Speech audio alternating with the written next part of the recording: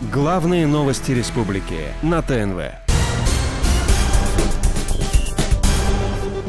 Все почему-то подумали, что начинается разбивается наша вот многонациональность, значит, всех сольют, как в старые добрые времена, вот под советский народ.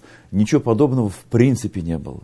Единственное, что все, в том числе и президент Российской Федерации, и мы все озабочены, озадачены, как нам вот, больше укрепить наш многонациональный народ. Что нужно еще сделать для того, чтобы объединиться перед теми вызовами, которые есть. Вызовы внешние, вызовы и внутренние. Когда развалился Советский Союз, дорогие россияне, нам начал говорить Ельцин.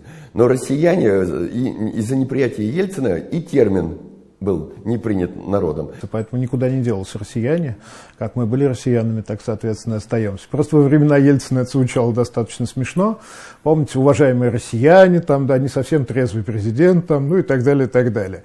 А сейчас это вещь такая общепризнанная. И теперь вот придумали российский народ как российская нация. То есть принято в мире смысле. Но сначала нужно убедить людей, что это не представляет опасности.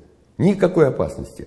Это, на мой взгляд, дело совсем не опасное, ничем не грозит ни русским, ни татарам. И более того, когда-то это будет. Другое дело, что я бы на месте властей сначала бы это разрешил в печати продискутировать, чтобы люди поняли, что такое нация, в отличие от этноса, как в мире это понимается.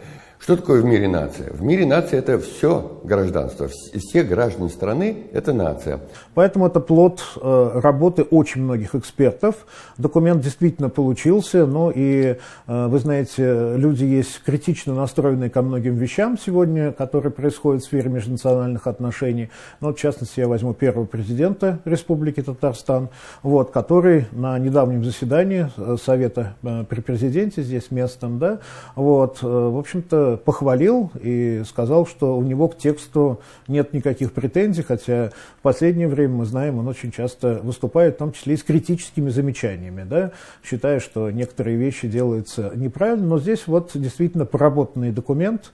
Самое главное, что в этом документе, в том числе в обновленном, есть несколько позиций, четко, которые подчеркивают необходимость сохранение и необходимость заниматься вопросами сохранения языка, сохранения в первую очередь.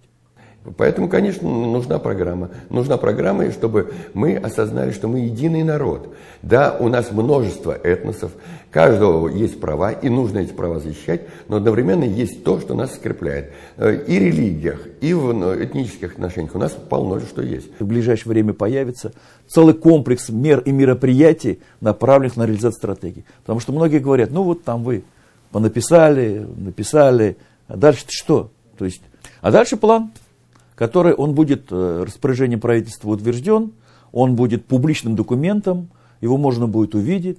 На основании его, еще раз говорю, субъекты разработают свою, они его тоже публично опубликуют, с тем, что все люди, кто заинтересован, увидели. И поэтому этнокультурный момент не менее важный, чем общегражданская идентичность. И если люди будут получать удовлетворение своих интересов в области этнокультурной, вот, то это будет, в общем-то, им только помогать участвовать вот в этом процессе строительства вот этой общегражданской нации. А он, наверное, в ближайшее время не закончится. Я думаю, что это будет процесс, который постоянно будет играть, постоянно мы будем видеть какие-то новые элементы.